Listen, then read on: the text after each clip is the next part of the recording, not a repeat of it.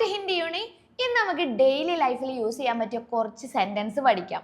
ഒരു സംഭാഷണം പോലെയൊക്കെ നമുക്ക് പഠിച്ചു നോക്കാം. ക്വസ്റ്റ്യൻസും പഠിക്കാം, അതിനുള്ള ആൻസേഴ്സും പഠിക്കാം. അപ്പൊ രണ്ടുപേര് തമ്മിൽ ചാറ്റ് ചെയ്തുകൊണ്ടിരിക്കുകയാണ്, അല്ലെങ്കിൽ സംസാരിച്ചുകൊണ്ടിരിക്കുകയാണ്. അപ്പൊ രണ്ട് സുഹൃത്തുക്കൾ തമ്മിൽ. അപ്പൊ അവർക്ക് എന്തൊക്കെ സംസാരിക്കാം എന്നുള്ളതിനെ കുറിച്ച് നമുക്കൊന്ന് നോക്കാം. ഫസ്റ്റ് തന്നെ ചോദിക്കാം, എന്തൊക്കെയുണ്ട് വിശേഷം എന്ന് ചോദിക്കാം. നമ്മൾ ഒരാളെ കാണുമ്പോൾ ചോദിക്കില്ല, എന്തൊക്കെയുണ്ട് വിശേഷം, അത് ചോദിക്കില്ലേ? അതിന് നമുക്ക് ഹിന്ദിയിൽ ക്യാ ഹാൽ ഹെ എന്ന് ചോദിക്കാം. ക്യാ ഹാൽ ഹെ, എന്തൊക്കെയുണ്ട് വിശേഷം, എന്താണ് അവസ്ഥ എന്നതിന് ക്യാ ഹാൽ ഹെ എന്ന് ചോദിക്കാം. അപ്പൊ അതിനൊരു മറുപടി കൊടുക്കും, നല്ല വിശേഷം, ഓക്കെ ആണ്, ഓൾ റൈറ്റ് എന്ന് പറയില്ലേ? ഇതിന് നമുക്ക് ഹിന്ദിയിൽ സബ് ടീക് ഠാക് എന്ന് പറയാം. സബ് ടീക് ഠാക്, എല്ലാം ഓക്കെ ആണ്, ഓക്കെ ആണ്, അല്ലെങ്കിൽ ഓൾ റൈറ്റ് ആണ് എന്നർത്ഥം വരുന്ന ഒരു വാക്കാണ് സബ് ടീക് ഠാക് എന്നത്. അത് ഏറ്റവും കൂടുതൽ സ്ലാങ്ങിൽ യൂസ് ചെയ്യുന്ന ഒരു കാര്യമാണ്.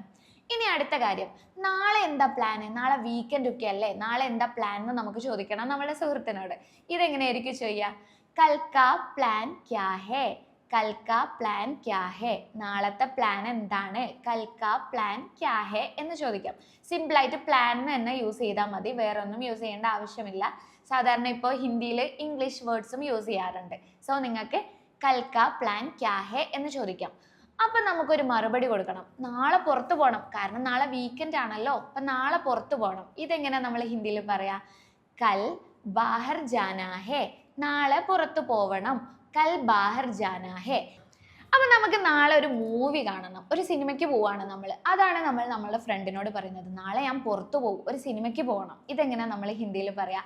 കൽ പിക്ചർ ദേഖ്നെ കോ ചൽനാ ഹേ, കൽ പിക്ചർ ദേഖ്നെ കോ ചൽനാ ഹേ, നാളെ പടം കാണാൻ വേണ്ടി പോവണം, നാളെ പടം കാണാൻ വേണ്ടി പോകണം, കൽ പിക്ചർ ദേഖ്നെ കോ ചൽനാ ഹേ.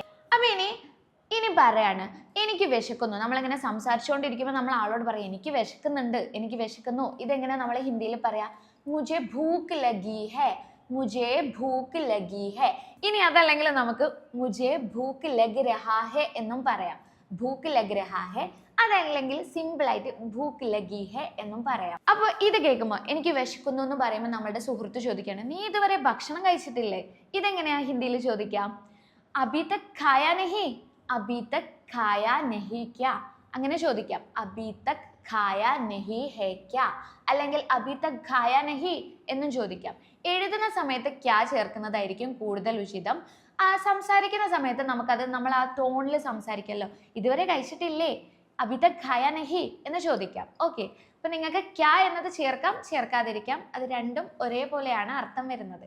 ഇനി അടുത്ത കാര്യം, ഞാൻ ഇപ്പൊ പറയാണ് ലേറ്റ് ആയിട്ടുണ്ട്, നൈറ്റ് ആയിട്ടുണ്ട്. അപ്പൊ നമ്മൾ പറയാണ് സംസാരിച്ചുകൊണ്ടിരിക്കുമ്പോൾ എനിക്ക് ഉറക്കം വരുന്നുണ്ട്, എനിക്ക് ഉറക്കം വരുന്നുണ്ട് എന്ന് എങ്ങനെയാ നമ്മൾ ഹിന്ദിയിൽ പറയാ? മുझे बहुत नींद आ रही है, മുझे बहुत नींद आ रही है. നീന്ത് എന്ന് പറഞ്ഞാൽ ഉറക്കമാണ്. മുझे बहुत नींद आ रही है, मैं अभी सोने जा रही हूँ, ഞാനിപ്പോൾ ഉറങ്ങാൻ പോവുകയാണ്. मैं अभी सोने जा रही हूँ. ഇത് പുരുഷനാവുന്ന സമയത്ത് मैं अभी सोने जा रहा हूँ എന്ന് പറയണം.